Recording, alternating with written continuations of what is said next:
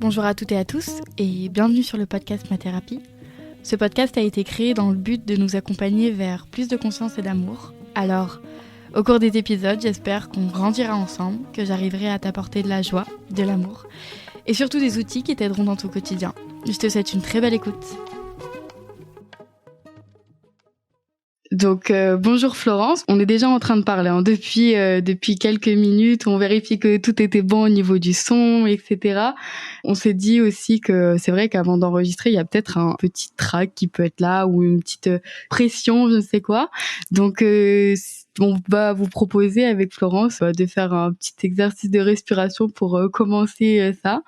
Voilà, je vous invite à vous aussi peut-être qui nous écoutez à prendre un temps pour inspirer profondément et expirer pour être peut-être pleinement dans le moment présent et avec nous. On commence Merci. le podcast un petit peu différemment. Du coup, Florence, déjà merci d'avoir accepté mon invitation pour parler entre autres de ton dernier livre, mais voilà, tout un concept lié à l'écologie intérieure. Du coup, est-ce que pour que les gens puissent un peu mieux savoir qui est derrière le micro, qui tu es, quel est ton parcours, ce que tu veux nous dire de toi? Merci à toi Lily Rose et bonjour à toutes et tous qui nous écoutez. Dans mon parcours, effectivement, ce qui m'anime, c'est la qualité de la relation à soi, aux autres et au monde. Et en fait, depuis 26 ans, j'accompagne les adultes, les parents et les enfants et je forme les professionnels de santé et de l'enfance et les futurs sophrologues avec une belle certitude qu'une meilleure connaissance de soi et de ses capacités que l'on a tous dès la naissance améliore la qualité de la relation à soi déjà et puis donc aux autres et au monde. Et puis ça a été un petit peu comme une évidence sur mon parcours parce que né avec une sensibilité particulière et avec ce questionnement du coup sur la qualité de la relation et les implications que ça peut induire dans nos relations. Ça a commencé à l'âge de 19 ans, en fait, où j'ai pris conscience, effectivement, de tout ça, avec des perceptions particulières. Et c'est seulement à 27 ans, après 7 ans dans le domaine de la psychopédagogie, que j'ai repris mes études et que là a commencé, pour moi, de grandes découvertes et des confirmations de tout ce que je pressentais, mais sur lesquels je pouvais pas encore mettre de mots ou encore avoir vraiment conscience. Donc j'ai par hasard découvert la sophrologie, qui est pour moi un art de vivre avant tout, bien plus qu'une technique. Et j'ai fait 3 écoles de sophrologie pendant 7 ans, dans des écoles différentes. Et puis j'ai continué à me former, puisque j'ai trouvé que les formations embellissaient cette qualité de relation et que c'était absolument évident. Donc j'ai continué à me former sur la communication bienveillante et créative, la PNL, la communication non violente, et puis des techniques aussi plus orientées sur la réduction du stress et les émotions. Donc, comment réguler ses émotions, que ce soit dans son quotidien ou qu'on ait vécu des choses un peu plus difficiles, là où on parle du post-traumatique. Voilà. Et puis tout ça enrichi avec d'autres formations sur diverses approches de santé, d'écologie spirituelle et énergétique, sur l'alimentation. Et puis une formation que je n'ai pas terminée pour des raisons personnelles, qui a été le Wu Tao et qui a vraiment mis en mouvement quelque chose chez moi et dans ma créativité, puisque le fil conducteur de tout ce que je pratique, c'est vraiment la créativité que je pratique depuis ma tendre enfance. Je dessine et c'est pour ça que j'illustre aussi certains de mes livres. Voilà, avec Happy le chat. Voilà. D'accord. C'est super intéressant. Tu voulais rajouter quelque chose ? Oui, que c'est passionnant tout ça et que j'aime rendre toutes ces approches ludiques et accessibles à tous, parce que je crois que dans un monde où tout se complexifie, la simplicité est source de changement et de prise de conscience. Voilà. Donc, c'est ce que je partage lors des séjours que j'anime dans des beaux endroits, dans des écolieux ou lors des formations, voilà, ou des accompagnements. Super.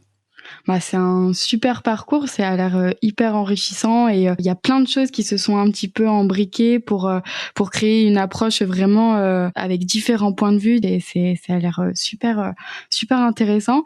Donc tout au long de ce que tu disais, ça me faisait émerger plein de questions parce que s'attarder sur le Wu Tao, qu'est-ce que c'est vrai que je ne connais pas bien et ça m'intéresserait de savoir. Mais dans un premier temps, tu nous as dit à 27 ans, du coup, tu as fait plusieurs découvertes. Est-ce que tu peux nous partager certaines de ces découvertes que tu as faites?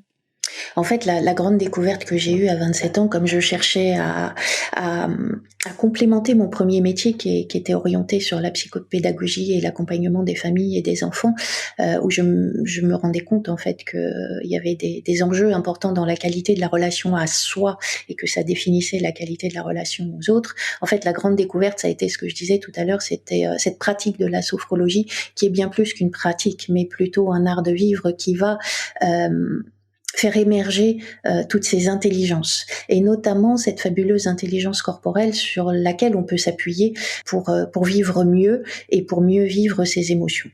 Mmh. Et est-ce que suite à cette découverte, tu as vécu une expérience qui t'a marquée?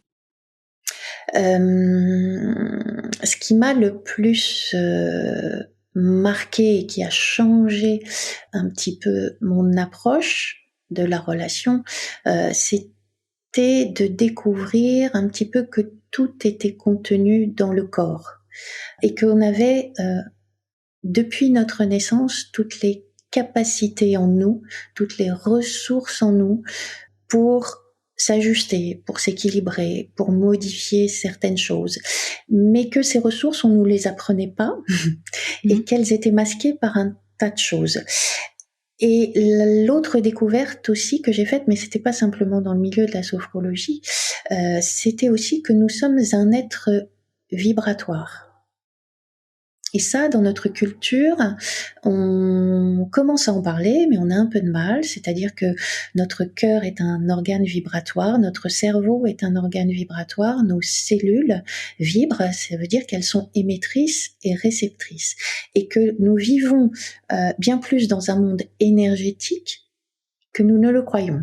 Et que dans ces énergies qui nous constituent et ces vibrations, ce que nous émettons et ce que nous recevons, il y a des clés immenses. Tu as certaines clés à nous partager? Qu'est-ce qu'on pourrait vous proposer? Dans cette connexion à soi, ça peut être tout simplement, pour se connecter à sa vibration, ça peut être tout simplement un petit exercice de connexion au corps, ou comme tu l'as proposé tout à l'heure, par exemple se connecter à sa respiration. En tant qu'être vibratoire, on émet des vibrations de notre mental, de nos pensées, de nos émotions, mais on reçoit aussi ce qui vient de l'extérieur. Et on est souvent connecté à l'extérieur, à ce qui nous perturbe, et du coup, pour revenir à une vibration plus tranquille, on peut faire ce petit exercice que tu as proposé tout à l'heure, c'est-à-dire de se connecter à cette respiration.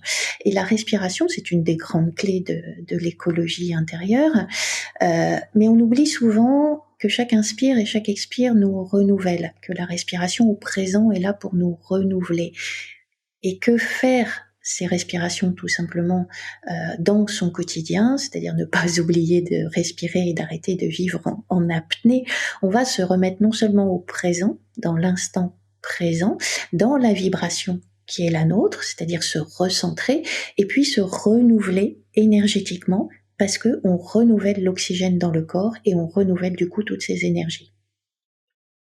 Super intéressant. Ça me fait penser, pour rebondir à ce que tu disais, à une phrase de Nikola Tesla qui dit: «Si vous voulez comprendre le monde, pensez en termes d'énergie et de vibration».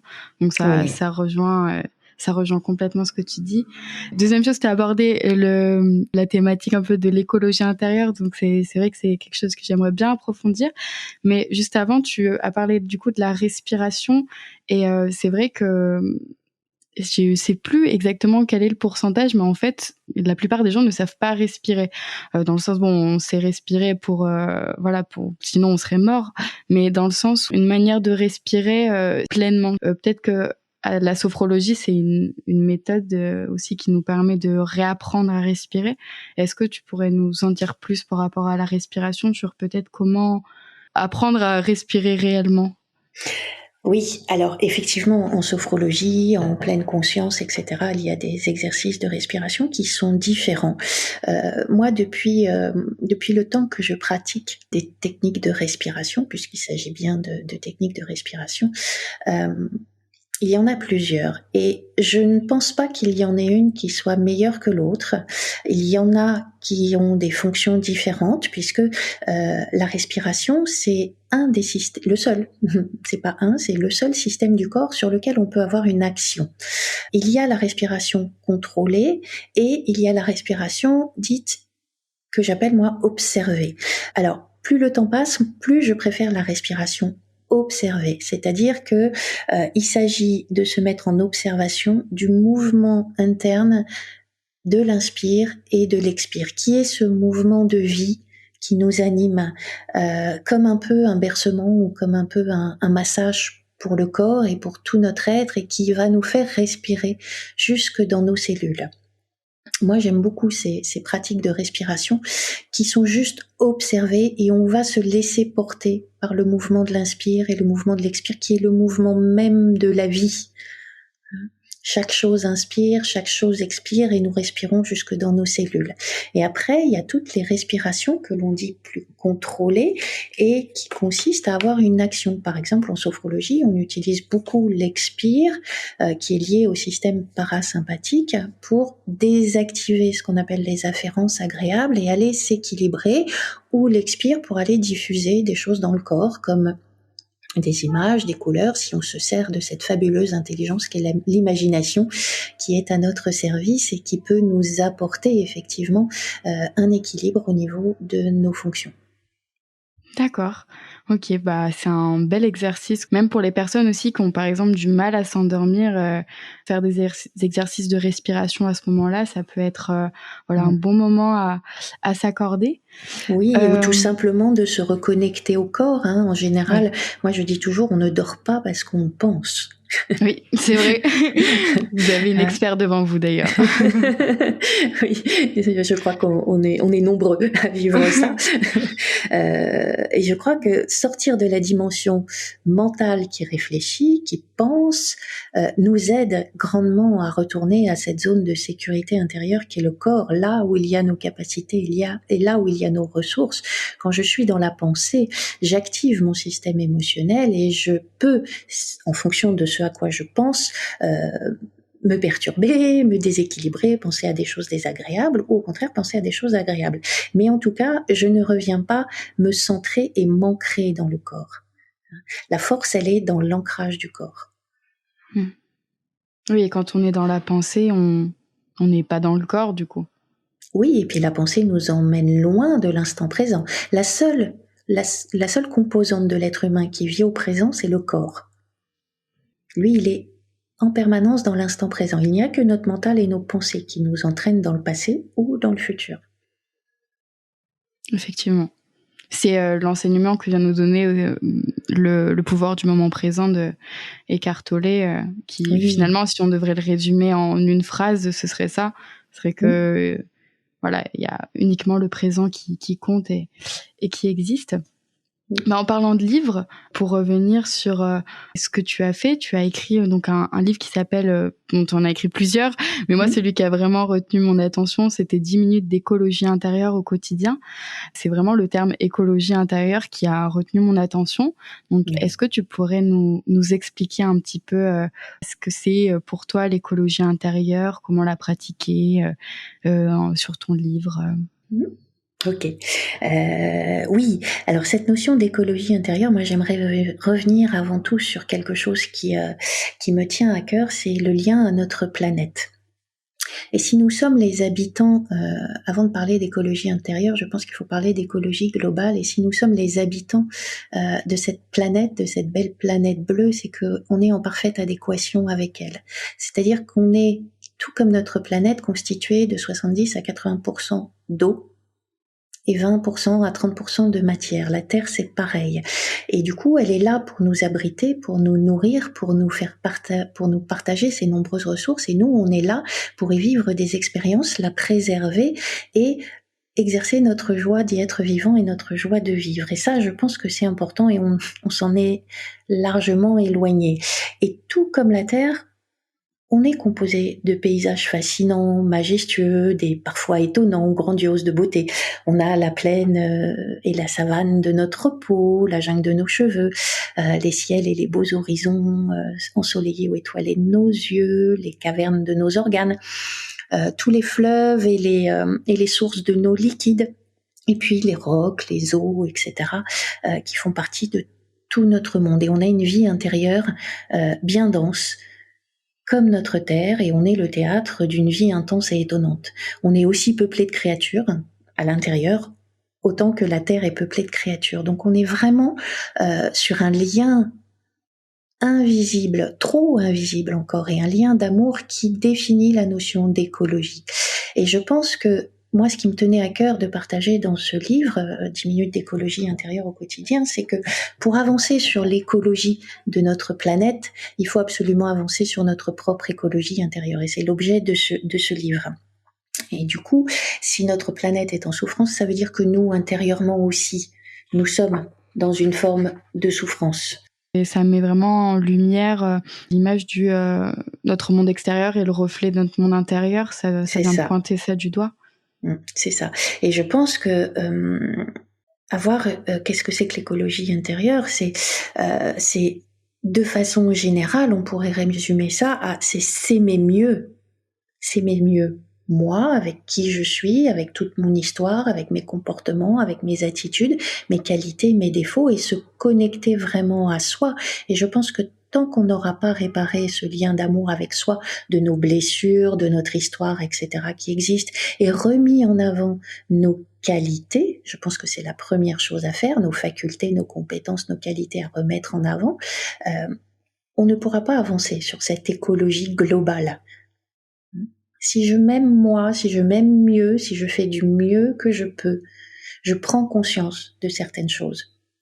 Et je m'abîme moins, et en m'abîmant moins, j'abîme moins ce qu'il y a autour de moi. En tout cas, j'ai conscience du précieux de la vie et du merveilleux de la vie. C'est beau. Tu parles de ce qui est primordial, c'est de remettre en avant nos qualités. Oui. Comment ? En se posant la question. Moi, c'est souvent un petit exercice que je fais en formation sur certaines thématiques ou lors des séjours que j'anime. C'est-à-dire qu'on est dans une civilisation, dans une société, où on est très attaché à ce qui ne va pas. C'est ce qu'on voit en premier. On a une culture du entre guillemets du négatif, et pour la plupart d'entre nous, moi je trouve pour ma part qu'on n'est pas suffisamment valorisé dans qui nous sommes et dans nos qualités. Et c'est se poser la question peut-être déjà dans un premier temps pour m'aimer mieux, quelles sont les qualités que je me reconnais? Quelles sont les compétences qui sont les miennes?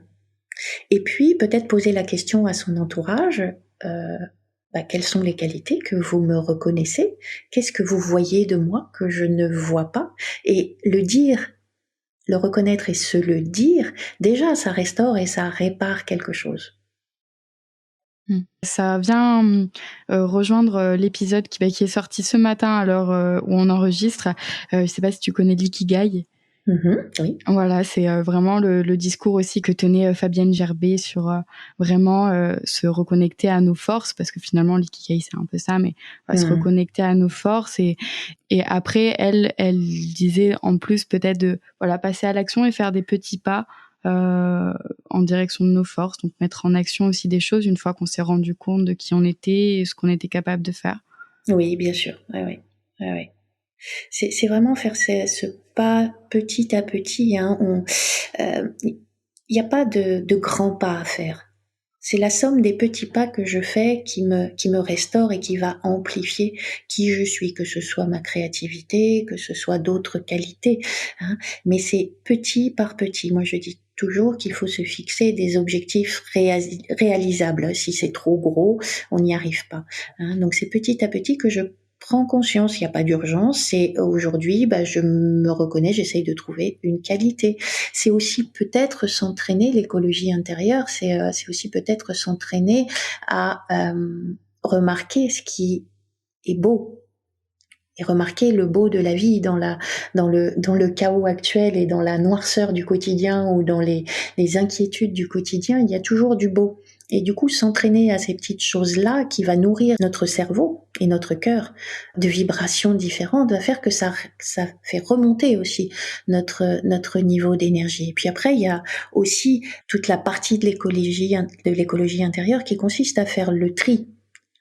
Faire du tri sélectif, du tri dans mes émotions, du tri dans mes pensées, du tri dans mes stress et peut-être du tri dans où j'en suis avec la peur. Est-ce que la peur, il y a pas mal de personnes qui définissent la vie, il y a le côté de la peur et puis il y a le côté de l'amour. Si je réduis les peurs, je suis de plus en plus dans l'amour, mais si on regarde bien, effectivement, on est un peu drivé par la peur, surtout en ce moment. Donc, où est-ce que j'en suis avec la peur ? Parce que quand je dépasse mes peurs, on transforme l'énergie d'insuffisance, de manque, à un plein, à une compétence, et peut-être même un art. Donc, allez regarder dans l'écologie intérieure, il y a cette partie-là aussi. Je pense que c'est important de commencer par reconnaître ce qu'il y a de bien chez moi et m'aimer mieux, et puis faire le tri ensuite, tout doucement, dans ce qui m'agite, dans mes émotions, dans mes pensées, dans mes stress et dans mes peurs, pour reculer sur ces attitudes qui ferment l'humain et qui le coupent de la relation et du lien à l'autre et du lien à la terre. Ça me fait penser à un moment, j'ai lu que tu parlais d'avoir une attitude écologique avec nous. Et finalement, c'est ça. Oui, c'est ça. L'attitude écologique avec soi, au-delà de plein de petits exercices qu'on peut faire, bien sûr qu'il y a plein de petites pratiques pour se recentrer, pour se redonner de l'énergie, pour aller chercher ses qualités, etc. C'est vraiment l'amour de soi. On est issu de l'amour, ô combien c'est difficile à entendre parfois. Si nous sommes nés, si nous sommes sur Terre, c'est qu'il y a un moment, il y a deux cellules qui ont fusionné.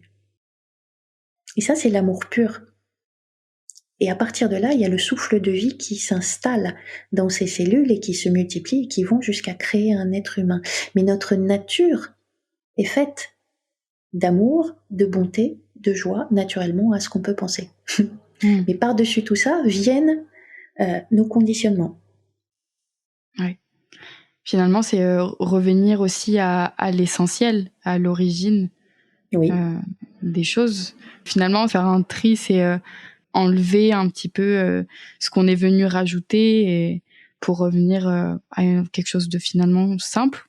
Oui, notre nature, qui est une nature bienveillante, empathique et bien plus que l'autre versant de l'humain. Bien sûr que ça existe.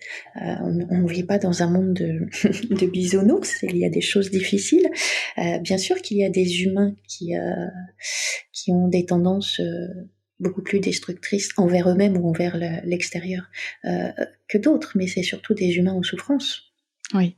Et est-ce que selon toi, tout le monde est capable de se reconnecter à cette nature qui est intrinsèque à l'humain finalement ? Oui. Oui, en chacun de nous, il y a des pépites. En chacun de nous, il y a une nature cachée, il y a un enfant qui a été blessé. Et tout le monde, c'est la nature de l'humain d'être ainsi. Bien sûr, il y a des blessures. Après, effectivement, on n'est pas tous constitués pareil, on n'a pas tous la même dynamique de vie qui fait, ou les mêmes rencontres de vie qui font que on avance sur notre chemin. Mais potentiellement, nous sommes tous capables d'être en contact avec cette nature. Et tu parlais des autres. Pour toi, est-ce que c'est important de bien s'entourer pour être dans cette dynamique justement d'écologie ? Oui. Je pense que c'est capital. Si je fais le tri intérieurement, après ça peut être difficile. On a des relations qui sont qui nous servent d'appui, de béquille parfois, ou de tremplin, ou de trampoline pour rebondir. on n'est pas tous non plus égaux face à ça, mais effectivement, il y a des petites questions à se poser au bout d'un moment. C'est ce sur quoi je porte mon attention le plus souvent, est-ce que ça me rend heureux? Les gens avec qui je suis en relation le plus souvent, est-ce que ça me rend heureux? Si la réponse est oui, pas de problème. Après, on peut écologiquement aussi, on le sait tous, hein, il y a des relations qui sont nourrissantes, qui sont belles, qui nous font du bien, et puis il y a aussi des relations toxiques. Oui. Et il y a des relations toxiques avec lesquelles on peut manager un petit peu parce que ça nous impacte pas trop. Et puis il y en a qui sont beaucoup plus difficiles. Oui. Je me laisse vraiment porter par ce que tu dis parce que je trouve que c'est très profond, puis t'es posé, ça fait vraiment du bien à entendre. J'avais une question par rapport aux relations. Oui. Elle m'a échappé. Tant pis. Peut-être qu'elle reviendra plus tard. Dans ton livre, il me semble qu'il y a pas mal d'exercices. Oui. Est-ce que tu en as quelques-uns à nous partager? Oui, alors il y a un petit encart qui s'appelle les paquets cadeaux. Si nous sommes des êtres vibratoires, des êtres énergétiques, nous sommes constitués de mémoires. Et nous avons les mémoires de notre vie présente, de nos expériences, mais nous portons aussi les mémoires de nos parents, de nos grands-parents, de nos arrière-grands-parents, c'est-à-dire les cadeaux qui nous ont légués. Et nous sommes bien plus performants que tout l'Internet mondial. On est une banque de données incroyable. Et on est pétri par ces mémoires, qui sont des mémoires émotionnelles et des mémoires énergétiques qui sont inclus dans nos cellules. Et que nous trimballons un peu partout avec nous et dans nos relations, qui sont plus ou moins heureuses. Des fois, on n'en a pas conscience. Mais par contre, il y a un petit exercice que j'aime beaucoup qui s'appelle les paquets cadeaux. Et quand on est face à des événements de vie qui se répètent, face à des émotions intenses. En fait, ce qui est intéressant dans l'écologie intérieure, je trouve, et la qualité de la relation à soi, c'est que on peut être réactif, on peut agir. Par contre, ce qui nous donne une information qu'il y a quelque chose qui est peut-être à transformer, c'est l'intensité ou la récurrence de la réaction. Et dans ce cas-là, effectivement, je conseille les paquets cadeaux. Que l'on m'a appris un jour, hein, puisque j'ai rien inventé, c'est une technique qu'on m'a apprise, une dame qui s'appelle Catherine et que je remercie beaucoup. Cet exercice consiste à visualiser effectivement du mieux qu'on peut des paquets cadeaux ou des sacs ou des montgolfières. Ça marche très bien avec les enfants aussi.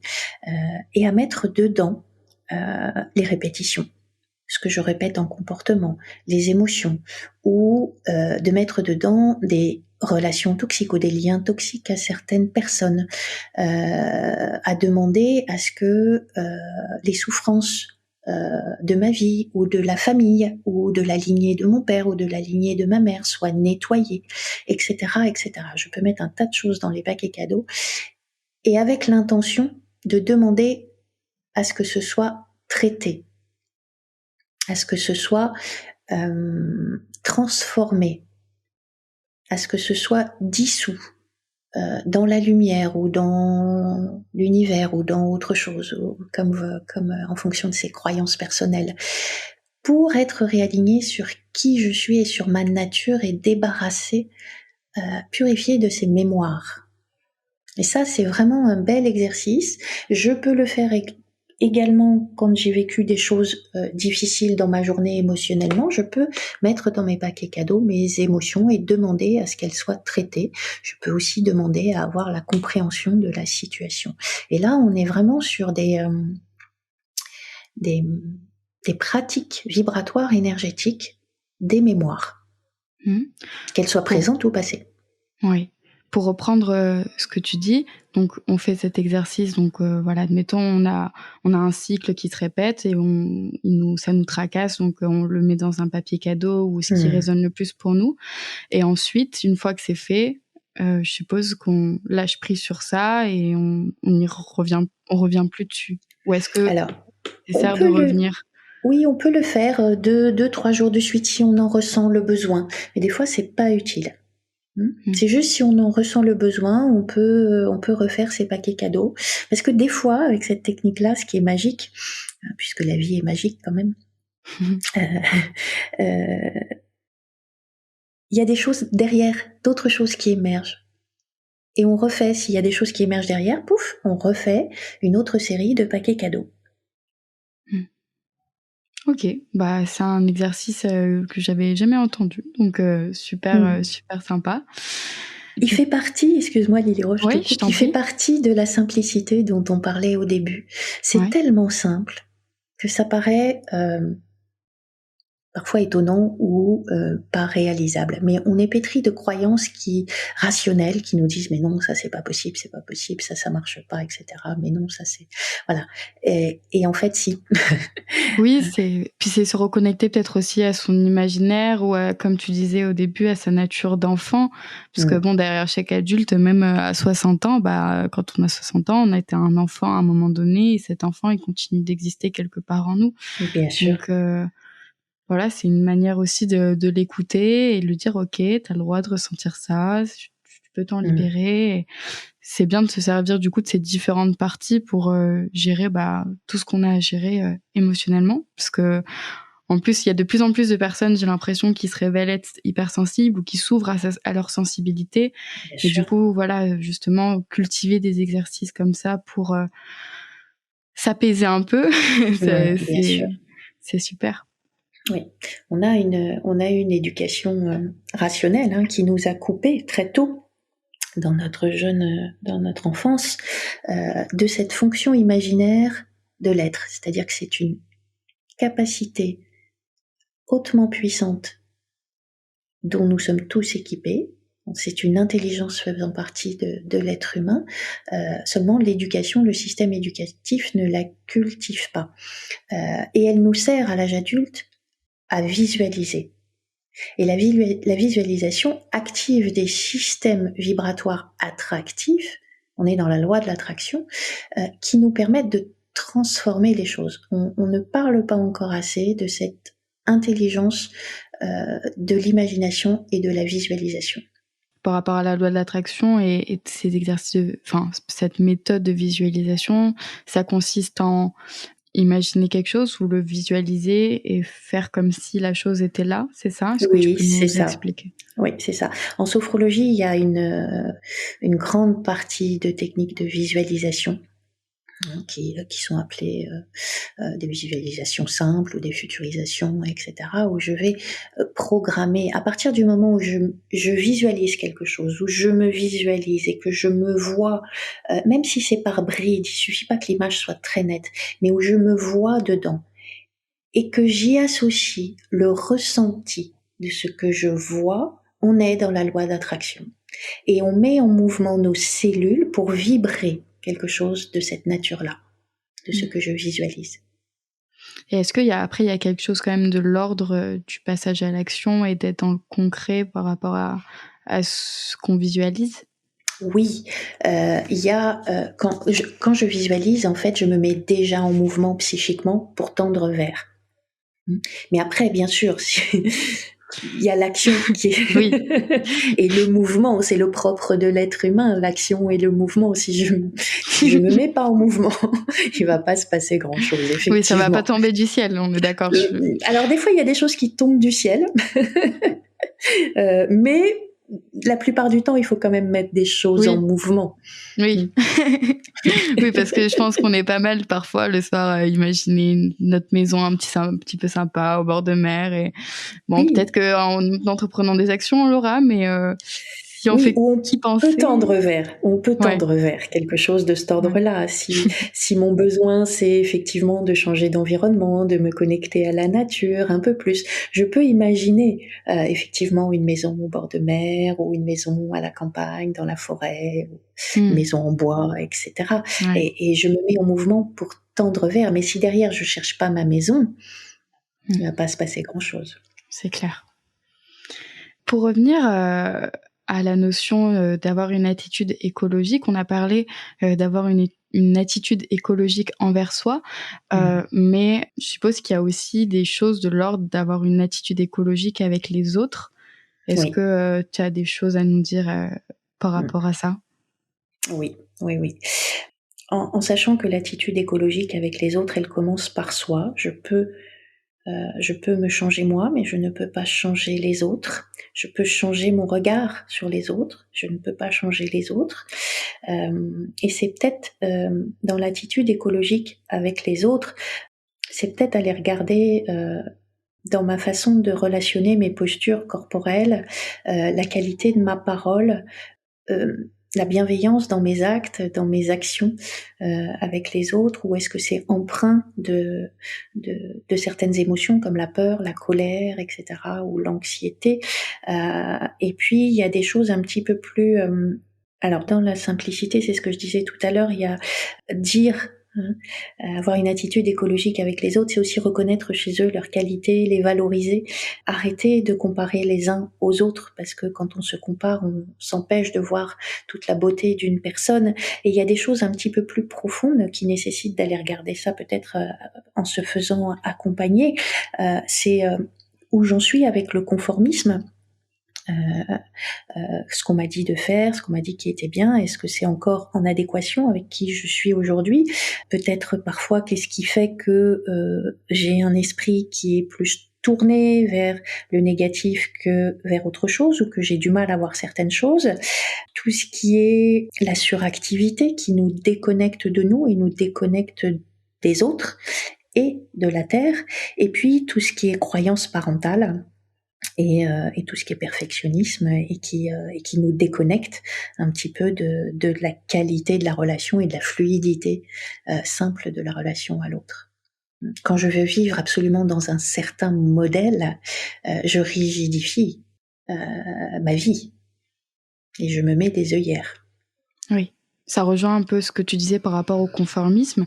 D'ailleurs, comment rapidement on peut faire, selon toi, pour savoir où est-ce qu'on en est par rapport au conformisme, où est-ce qu'on se situe, si vraiment nous sommes maîtres, nous, de nos actions et de notre pensée, ou si c'est une injonction, ou si finalement on a perdu, entre guillemets, notre souveraineté vis-à-vis de nous-mêmes. Oui, je pense que c'est un travail d'introspection, hein. Le conformiste, on peut tout simplement se poser la question, c'est ce que je fais dans mon quotidien correspond à quoi? Est-ce qu'il correspond vraiment à ma façon d'être et de faire les choses dans le quotidien? Est-ce qu'elle vient de la façon dont j'ai été éduquée, ou est-ce qu'elle vient d'ailleurs? Ou est-ce que ça correspond vraiment à qui je suis? Si je fais les choses d'une certaine façon, d'où ça vient? Et pourquoi je le fais? Alors, je ne sais pas si j'ai répondu à la question. Oui, c'est finalement remettre plus de conscience sur notre action, j'ai l'impression. Oui, c'est ça. C'est regarder un petit peu mes mécanismes dans le quotidien. Si je me dis, il faut que je fasse ça 3 fois par semaine, il faut que je fasse ça de cette façon-là et pas d'une autre, à quoi ça correspond? Est-ce que je suis dans un système souple où je suis ouvert à d'autres façons d'être? Parce que c'est ça aussi, c'est d'autres façons d'être. Ou est-ce que j'applique quelque chose sans savoir pourquoi? Est-ce que ce truc-là me convient? Est-ce qu'il m'appartient? Des fois, tout simplement, en regardant nos parents fonctionner, ou ce qu'ils disent, etc., on a énormément de clés. Oui, parce que certains de leurs comportements peut-être peuvent parfois nous faire réagir, et finalement, quand on creuse un peu, c'est parce que on a les mêmes. C'est ça. De toute façon, les personnes avec qui les liens sont les plus forts, forcément, ça vient mettre en résonance des choses et nous éveiller. Donc, c'est vrai. Ouais. C'est le plus compliqué, mais le plus enrichissant. Oui, oui, oui. Et quand tu disais comment avoir une attitude écologique avec les autres, c'est aussi peut-être des fois, alors c'est pas facile, hein, mais voilà, en avançant tout doucement, d'aller regarder ce qui m'agace chez les autres, ce que je juge, ce que je critique chez les autres. Ce sont souvent, alors pas facile à entendre, mais ce sont souvent des projections de son propre monde intérieur. Quelle est la part de moi qui est dans la même fibre, dans le même comportement? Qu'est-ce qui m'énerve chez l'autre et qui est présent chez moi? Et une fois qu'on a repéré ça, qu'est-ce que tu nous préconises de faire? Je pense qu'une fois qu'on en a conscience, les systèmes s'écroulent. C'est quand j'ai pas conscience des choses que ça continue à vivre. Quand j'ai conscience que ce qui m'énerve, par exemple, pour reprendre ce sujet-là, que ce qui m'agace chez l'autre est un de mes comportements, là, à partir de là, le comportement se modifie naturellement. Mais encore faut-il faire ce petit travail de prendre la responsabilité en fait, il y a une part de moi qui est comme ça. Il y a une part de moi qui fonctionne comme ça. Ou il y a une part de moi qui tend vers ça de temps en temps. Je pense que quand les choses se jouent de nous quand on n'en a pas conscience et s'amplifient. À partir du moment où j'ai pris conscience que ce mécanisme-là, en partie, m'appartient, parce que encore une fois, je ne suis pas responsable de l'autre. L'autre a sa façon d'être et de vivre et la responsabilité de ses actes et de ses actions. Mais à partir du moment où j'ai conscience que c'est peut-être logé, niché, caché, ce que j'appelle les loups dans le placard, à l'intérieur de moi, le système s'écroule. Et puis nous, là où est notre part de responsabilité, c'est comment est-ce qu'on réagit face à quelque chose qui nous met en réaction. Quel regard on adopte, effectivement. Ouais. Quel loup on décide de nourrir, pour reprendre l'expression. C'est ça, quel loup j'alimente. Ouais. Oui, c'est comme il y a un conte comme ça, je sais pas, tu dois le connaître. Oui. Du loup. Peut-être que tu sauras mieux le raconter que moi.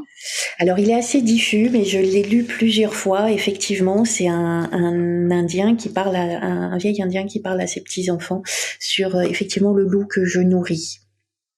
Et celui qui va finalement dévorer ma vie ou celui que je vais laisser partir et qui va finalement me mettre sur mon chemin et embellir ma vie. Mais je saurais pas le retraduire exactement. Faudra que je le retrouve. Je le mettrai quelque part, soit sur mon site internet ou sur Instagram. C'est une histoire qui est assez chouette. Oui. Mais la question, c'est effectivement quel loup je nourris. Dans l'écologie intérieure, c'est qu'est-ce que je nourris en moi. Qu'est-ce que je vais alimenter? Qu'est-ce que je vais nourrir? Qu'est-ce que je vais garder aussi, du coup? Ouais, qu'est-ce que je vais garder et qu'est-ce que je jette? Qu'est-ce que je vais recycler, trier, mettre à la déchetterie, hein? On va sortir les poubelles, hein, en fait. Voilà, on va sortir ces poubelles. Hein, mais on a vraiment quelques poubelles à sortir, hein, de nos fonctionnements anciens, éducatifs, et puis des fonctionnements sociétaux, hein. Ça, c'est sûr. Et est-ce que pour toi, il y a un moment idéal pour faire ça, où finalement, là, quelqu'un qui se dirait, non, mais moi, je suis bien, tout va bien dans ma vie, est-ce que justement, ce serait pas le moment pour encore plus, peut-être, de faire cette introspection, de faire son tri, de sortir ses poubelles? Peut-être. Moi, je ne sais pas, avec l'expérience et le temps, je ne sais pas s'il y a un moment idéal. La nature de l'être humain est telle que souvent, c'est quand on est face au mur qu'on agit. Effectivement. Quand c'est confortable, c'est vrai qu'on a le droit, en plus, de savourer quand c'est confortable. Oui, c'est vrai, pour une fois. Oui, pour une fois. De juste savourer, de vivre, de pas se poser de questions, et puis voilà. Je pense qu'il y a suffisamment de moments dans la vie qui nous rappellent à l'ordre, ou des moments chaotiques, pour que effectivement ça soit le moment. Quand quelque chose se présente, moi je dis toujours deux choses. Quand quelque chose se présente à nous, c'est qu'on a la force de le dépasser. Soit la force intérieure, soit les ressources autour de nous. La deuxième chose, c'est que je dis toujours, c'est quand on a une difficulté, que ce soit une difficulté interne, que ce soit par exemple beaucoup de peur, que ce soit une difficulté à parler en public, etc., chose qui m'est arrivée quand j'étais toute jeune, c'est que tapis au fond, en nous, il y a la compétence inverse, il y a l'art, il y a le déploiement de la personne. Et je pense que c'est à dire et à répéter aux personnes, aux tout jeunes, aux jeunes enfants, aux ados, qui sont dans des périodes de vie où ils se transforment en permanence et où ils sont pas matures émotionnellement, où ils ont à avancer, où il y a des peurs, où il y a des inquiétudes, des timidités, etc. Quand j'ai une difficulté, c'est que caché au fond de moi, j'ai la compétence dans la même proportion inverse. Ouais, c'est très encourageant. Oui. Ça donne envie. Oui. Moi, je suis une adepte, mais ça, c'est l'art de vivre de la sophrologie qui me l'a appris. C'est de voir les choses sur le versant du verre à moitié plein pour évoluer, pour avancer. Ce n'est pas en pointant du doigt tout ce qui ne va pas qu'on avance. C'est justement en mettant en avant tout ce qui va bien qu'on va le renforcer, qu'on va l'amplifier pour avoir la force après d'aller regarder ce qui est plus difficile. Le verre à moitié plein. Donc. Ouais. C'est ça. Est-ce que tu vois quelque chose que tu pourrais rajouter, que tu as envie de nous partager? J'aime bien un petit exercice que je suis en train d'écrire sur le collecteur de mon premier livre, 121 astuces de sophrologie et autres petits bonheurs. Il va y avoir un nouveau chapitre. Super. Comme j'aime créer des exercices, il y en a un que je trouve essentiel aujourd'hui, qui allie la tête, le cœur et la visualisation. Et c'est juste de prendre quelques instants, quelques minutes pour se connecter à l'espace de sa tête ou de son cerveau, le visualiser comme on a envie de l'imaginer, chacun imaginant à sa manière, et puis de visualiser son cœur en le visualisant à sa manière, comme on en a envie, et de remettre du lien entre les deux. Et de remettre un lien lumineux, un lien coloré, quelque chose de fluide, une source, quelque chose qui les relie, un joli foulard, un fil de soie, etc. Et je trouve que cet exercice relie la tête et le cœur, et je crois qu'on en a fondamentalement besoin aujourd'hui. Oui. C'est vrai qu'ils sont souvent distingués. On a souvent peut-être des choix à faire où je sais pas si j'écoute ma tête ou si j'écoute mon cœur. Donc peut-être finalement s'ils font un, c'est peut-être plus facile. C'est plus facile, oui. Merci pour cet exercice. Encore une bonne astuce à faire. Pour finir, il y a une question que j'aime bien poser, c'est est-ce que tu as un livre, un documentaire, un podcast à nous recommander? Il y en a plein. Alors moi, j'aime les choses simples et légères parce que je trouve que c'est ce qu'il y a de mieux pour avancer. Il y a un petit livre qui est rigolo, comme je suis très fan des chats et que je les dessine. Il y a un petit livre qui s'appelle Agir et penser comme un chat. Ok, d'accord. Qui est ça parle de quoi ? de Stéphane Garnier, qui parle du côté libre, calme, curieux, observateur, confiant, tenace, prudent, élégant, silencieux, charismatique, fier, indépendant du chat, et qu'on a peut-être des choses à modéliser. Ok, ouais. Et qu'il a des qualités d'être, le chat par exemple répond en premier à ses besoins, et qu'il a des qualités d'être qui sont peut-être à modéliser. D'accord. En tout cas, certaines attitudes à aller regarder. Devenons des chats. Voilà, agissons et pensons comme un chat. Voilà. Il y a un livre aussi que j'aime beaucoup d'Isabelle Filiosa qui s'appelle L'intelligence du cœur. Oui. Après, il y en a plein d'autres. Il y a 10 minutes d'écologie intérieure. Oui, bien sûr, évidemment. Il sera mentionné. Les livres de Deepak Chopra aussi, je trouve, qui poussent un peu les limites de ce qu'on peut croire sur le corps, sur certaines choses et sur le fonctionnement. Après, qu'est-ce qu'il y a d'autre ? Un petit livre que j'ai lu il y a très très longtemps et que j'ai beaucoup aimé, qui s'appelle Le principe Lola de René Egli, qui est sur les lois universelles de la vie, sur l'amour, tout simplement. D'accord. Et comment on peut développer un petit peu ces capacités-là, cette conduite de vie qui est faite d'amour et de relations et d'action.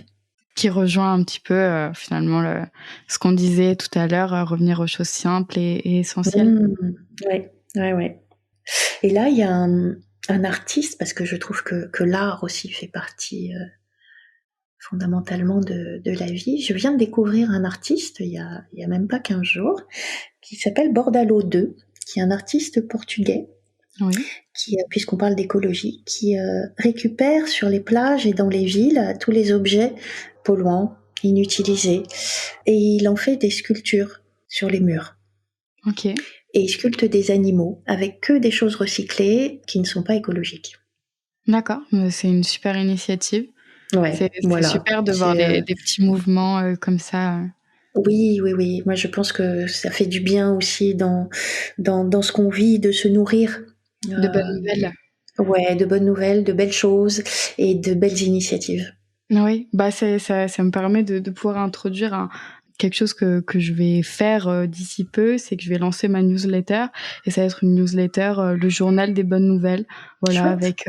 avec quelques bonnes nouvelles pour justement, parce que c'est vrai, quand on allume la télé et qu'on regarde les infos, enfin, moi, je le fais pas, mais quand je suis chez mes parents, je sais que des fois la télé tourne et bon, il y a rien de très encourageant et qui donne envie. Donc, je me suis dit, bah voilà, pourquoi pas donner aussi aux gens des bonnes nouvelles, voilà, savoir qu'il y a 100 millions d'arbres qui ont été plantés par tel organisme, tout ça, voilà, pour se concentrer ce qu'il y a de bon et justement, par rapport à la loi d'attraction, bah, vibrer aussi ce bon, plutôt ce plein, que se raccrocher sur peut-être les mauvaises nouvelles qu'on nous envoie. Oui, oui, oui. Bravo. On en a besoin. Oui, On en a besoin. Hein. Je crois que pour être en santé psychique, émotionnelle, il faut arrêter d'écouter les informations de temps en temps. Oui, complètement d'accord. Super, Florence. Bah, merci beaucoup pour ce super épisode. C'était un plaisir de discuter et voilà, merci beaucoup. À bientôt. À bientôt. Merci beaucoup d'avoir écouté ce podcast. J'espère que tu as passé un bon moment à nos côtés. Si c'est le cas, n'hésite pas à le partager autour de toi et laisser 5 étoiles sur Apple Podcast. Ça nous aide beaucoup. Enfin, ça m'aide, moi. Je te dis à très vite pour continuer notre thérapie.